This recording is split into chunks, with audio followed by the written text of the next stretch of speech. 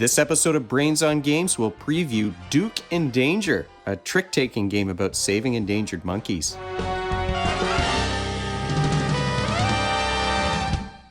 Welcome to Brains on Games. I'm Dr. Brian McDonald, and this episode we're going to talk about Douc Endangered, which is a trick-taking card game that's also part of a fundraising effort to help to save endangered monkeys.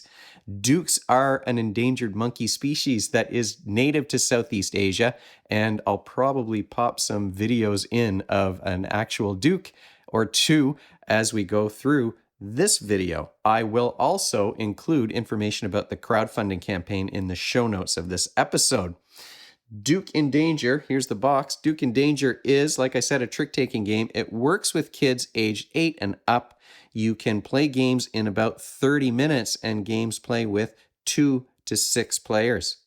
Let's take a deeper look at Douc Endangered, Save the Monkeys. Douc Endangered is a light card game with a modified kind of trick-taking mechanism, maybe even light to medium, and we'll talk about why that might be as we go through the game. But it's a trick-taking game where you're trying to save these monkeys. Each monkey that is not saved is going to give the player who was supposed to rescue it a point, and the player with the least number of points, the least number of lost Doucs at the end of 3 days of play is going to be the winner of the game. Like a traditional trick-taking game, you've got 4 suits of cards of varying colors with numbers of varying strengths, and then you've got the trump suit, which has a little crown on it here in the game, so it's easy to tell which creature here is the trump. The gray cards are going to be the most powerful in the game, and just like other trick takers, if I play a higher number card on top of a Douc like this one, I'm going to be rescuing that Douc, and we'll talk a bit more about how the game actually works. What are the modifications that we're talking about here? Well, first of all, each player is going to have a different role, and the role cards are double-sided, so you can be a boy or a girl. And so this green one is the ranger. The ranger wants to save the Doucs, and he's responsible for rescuing them. So it's the ranger who's going to wind up getting those lost Doucs if he's not able, or she is not able, to rescue them all during the round of play. The poacher is the one who is typically going to be placing those Doucs in danger and trying to make sure that the ranger isn't able to save them all, so that the ranger winds up with those points at the end of the game. And if there are additional players, this really adds a wrinkle to it, because additional players are going to be tourists, and the tourists can either try to save a Douc or they can put another Douc in danger. Like I said, this is a modified trick-taking game where what you're trying to do depends on the role of each player. So you've got the poacher who's going to be trying to put Doucs in danger, and they're the ones that are going to begin the round by playing a card into the danger area, I guess, of your table. After that, play is simultaneous. So everybody's playing at the same time, with tourists trying to either put more Doucs in danger or rescue the ones that are on the table. And of course, the ranger is trying to save them, because the ranger is the one that's going to take all of the lost Doucs onto their side of the board, and those are going to count as points at the end of the game. Once you've got that first Douc on the board, then you may play a Douc of the same color in order to rescue it. So this Douc is safe now, and other Doucs could be put in danger, and then the ranger also has to rescue them. Now you've got a hand size of 5 cards. You can't have more Doucs in danger than there are the number of cards in the ranger's hand. So the ranger theoretically has to have a chance of rescuing each Douc that's in the middle of the table. So if I've only got 4 cards left now because I've played this one, there can only be a few more Doucs left to put out. The other thing that's very important, this makes it quite strategic, this game, is that now the next Douc that's in danger can only be played if it has a number that matches one of these other cards. So it does get tricky. I could play now a 1 or a 7 in any color to put that Douc in danger if I were the poacher, and then I might want to be careful. Say I have these 2 blue cards in my hand. I've got a 7 and an 8. Now the 8, of course, is more powerful. I might want to save that for later. And so I probably will want to play that 7 and put it here. But now I haven't opened up any new numbers for other players to put dukes in danger. So if I'm the ranger and I play this card to rescue it, that's a really good play. Now, if instead of that 8, I had a 6 and a 7. Now, typically I would want to play the 6. It's the lower card, and then I can save my higher, more powerful card for a later turn. However, this does open up now the number 6 to be put on the board. So if another player has a 6, they can put that monkey in danger. And so you're sort of thinking strategically, and it is simultaneous play, although it's not a racing game where you have to race to do anything. There's only a certain number of dukes that can be in danger, so the ranger can take their time a little bit and think about it if they want to, but there are no set turns, which keeps play moving usually. I would probably want to play a 7 in this case, even though it's the higher card, because it prevents other numbers from being put in danger. It keeps things less flexible for the other players. The round is going to end once players can't play any more cards, or they choose not to play any more cards. Then the rescued dukes go into the canopy here. Now they're safe, so those don't count as points for anyone. And if there are any dukes left over that weren't rescued, they go to the ranger that turn.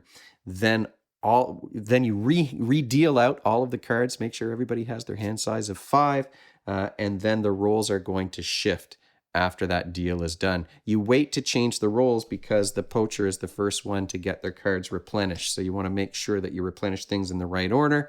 Then the rolls shift one player to the left, and you begin the next round with the new ranger. And that's the basic game. You're doing some hand management because, I might be a tourist who has some low cards, but if I'm going to be the ranger on the next turn, maybe I'm going to put those cards in danger so that I can get some new ones at the end of the day.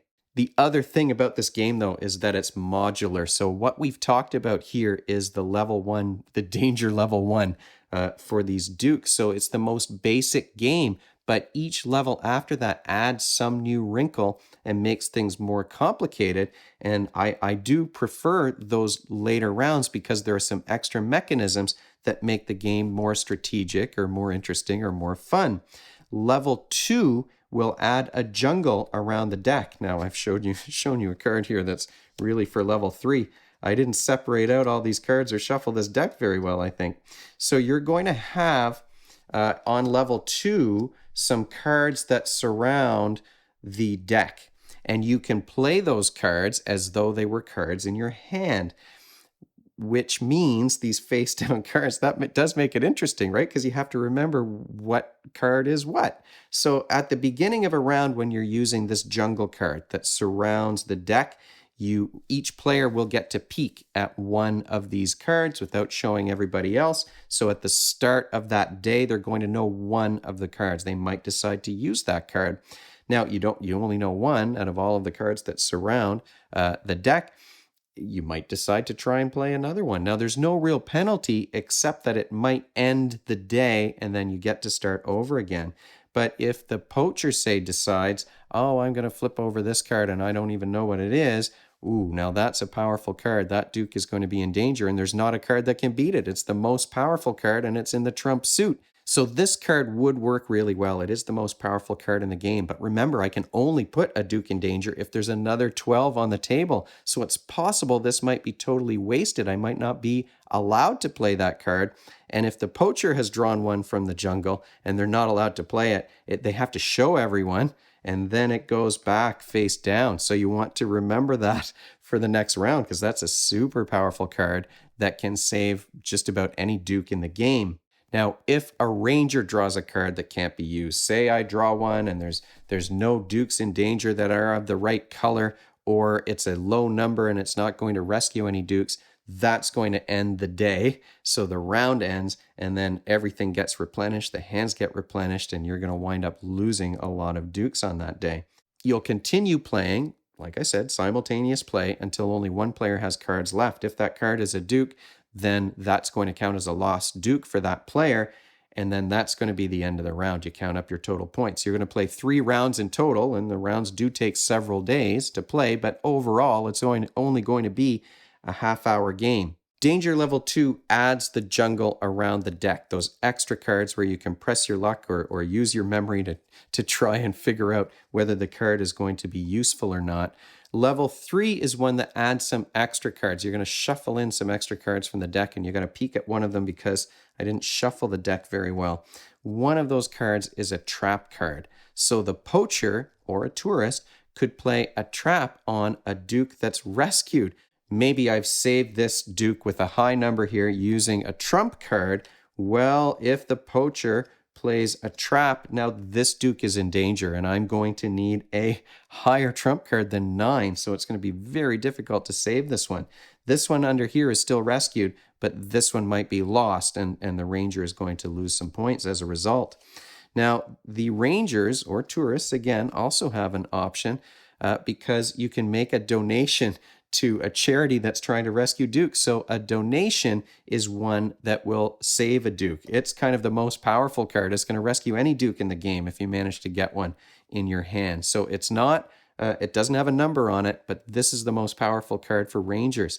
Now you notice that there's also a QR code on here, and the QR code will take you to a charity that you can actually make a donation to. That's a charity that's working to save these endangered animals. So it brings some real world information into the game where you're trying to rescue those Doucs. The final card in the level 3 danger level is a rescue team. This is a really interesting one because it brings a speed element into the game. It's the only time that really you need to think about speed. If a player plays a rescue team, all of the other players are going to smack their hand down on top of it, and whoever is the slowest one, now they're the one who has to rescue the Doucs. They're going to have all of the lost Doucs at the end of the day. There are some additional danger levels that are going to be released as expansions. They may be stretch goals or add-ons to the campaign where there are some events that will affect the rules for each round. There are some additional roles besides the ranger and poacher and tourist that add some extra power. So there are lots of different ways that you can customize the game, and it's super modular. So you've got the memory, the press your luck on level 2. Now you've got some take that cards at level 3. And then, like I said, there's some extra things at level 4, 5, and 6. Now, I will confess to you that before I started playing this game, before it was sent to me, I didn't know anything about Doucs. I had never heard of a Douc before. Maybe I had seen their pictures, or maybe I even saw one at the zoo, but it didn't really register for me. And I didn't know that they were endangered either. So I did learn quite a bit about an animal I'd never really heard of before just through playing this game. And of course, once I saw some of the pictures in the rule book and the artwork on the cards, I did go online and look up some more information about them. And that's my question for you this episode. When you play games, do you ever find a game sparks your curiosity or your child's curiosity enough that you're going online and you're doing some research to find out more information about the subject of the game? This one has real world implications. They are trying to raise money to save this critically endangered animal. And, how do you raise money if people don't even know this animal exists? So for me, it did spark some curiosity. I was interested in learning more about the Doucs, and that's the purpose of a game like this. So you can leave your answer to that question. Do you do some research about the subject of the board games that you play? Leave your answer to that question in the comment section below the video. But what skills are you practicing and developing when you play a game like Douc in Danger? Well, first of all, there's so much going on in terms of planning ahead. The hand management is super important. So hand management and planning ahead, saving cards, not playing your highest card automatically or getting rid of your lowest card necessarily. You really are managing your hand and thinking about the next round and what's going to happen in the next round. Do you need to get rid of cards so you can get more when they're replenished? If you're planning ahead, if you are doing that management of resources, we are talking about executive functioning skills, the behaviors that you need to work towards a goal. Those are really, really important in this game. You've got when the jungle is surrounding the deck and you've got some extra cards that you might be able to play. Now you've added a visual memory element to the game where you're trying to remember, okay, what card is where. There's a bit of a spatial memory, but you're visualizing, okay, what's underneath those face down cards. And then you've got motor speed when it comes to the rescue team. You've got to quickly slap your hand on top of that card because you don't want to be the one that takes all of the points if any of the Doucs are lost. Final thoughts about Douc Endangered. Well, I love trick-taking games, and this is really a new twist on trick-taking. The rounds are very different. Adding player roles makes things very different. And the fact that you're only really doing pairs of cards because you've got one Douc that's in danger and one Douc that rescues it, and then there may be another one. You're thinking about what numbers you want to put on the table so that you don't open things up too much for the other players who are putting those animals in danger. So it really is a new twist. And the mix of mechanics I found interesting too, because you get the memory and the press your luck and the trick taking and the rolls and the careful play of different numbers. And then you've got the speed at the end. It's like taco cat goat cheese pizza when you're slapping the top of that deck and trying not to be the last one. So it really is a mix of mechanics, and you get to pick and choose which rules you want to play by because, there are 3 total rounds in the game. Once you get through the deck, you're going to start the next round, and you want to play 3 in total, but you could do all 3 at level 3. You could do 1 at level 1, 1 at level 2, 1 at level 3. It's very customizable, and you can adjust the difficulty based on the experience and the age of the players. It's also, it's meant to raise awareness and raise money and donations for an endangered animal. So there are some real world implications when you're playing this game, which I think is something that, well, not every board game does, of course, but it is an interesting addition. And I learned about an animal that I had never heard of before. If there's a downside, there's not many downsides to this game. If you like trick-taking games, this one, I really had a lot of fun playing it. It was so different. Such an interesting take, I think, on those mechanisms, but I think it plays better with more than 2 players. I played it at the 2-player count, so there wasn't really the tourist who could mix things up and mess things up. I didn't get to play as the tourist, where I would be really thinking in a different way about my hand and how I could sort of do some take that actions for the other players in the game. So without the tourist, I still had a good time playing, but I think the tourist does add something that's important for this game. So overall, I had a great time playing Douc Endangered. I learned about an animal I didn't know about before, an endangered animal, which was exciting too.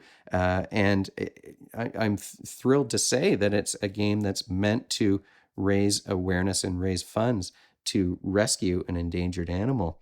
So I really enjoyed playing this game. Like I said, it would have been nice to play it with 3 players instead, but I got to play with the designer and we only played 2 rounds, but I won at the end. I really got a lucky draw from the jungle, and it allowed me to add some points to his side of the board, but we only played 2 rounds, so he probably would have taken it if we would have played 3. But this was a fun game that taught me something about an animal I didn't know about. It's a game that does provide opportunities to make some donations to charity to save an endangered animal.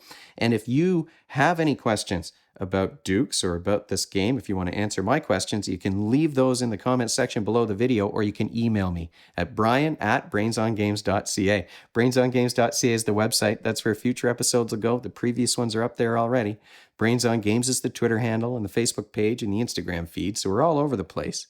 And if you enjoyed this video and you want to be notified of future ones, you can head on over to YouTube and click that subscribe button. Thanks for joining me, and hopefully I'll see you next time.